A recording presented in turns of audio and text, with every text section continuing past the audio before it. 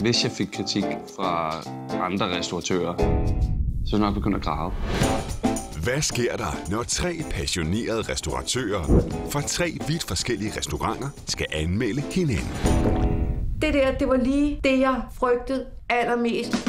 Kan de på trods af deres egen smag sætte pris på de andres restauranter? Man kommer sgu da ikke selleri i en dessert. I Kokken på Bloggen inviterer danske restaurantejere hinanden på et måltid. Hvor starter man?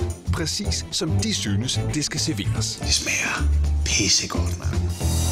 I en underholdende leg skal de bedømme og give hinanden point for indretning, betjening og selvfølgelig maden. De fik nok lige lukket munden på mig. Det er ellers sjældent, der er nogen, der gør det.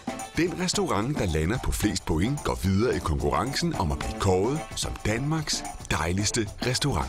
Vi går efter at vinde, selvfølgelig. Ellers bliver du fyret. Men ikke alt er, som det plejer. For på en skærm i køkkenet får verden mulighed for at følge gæsten under hele middagen. Jeg kan allerede nu sige, at det ikke er som mormorlavet. Ej, nu stopper du! Æren står på spil. For én ting er sikkert. Når det kommer til mad, er ingen mere kritiske end fagfolk. Hvis de ikke kan finde ud af at stege en bøf, så får de hug.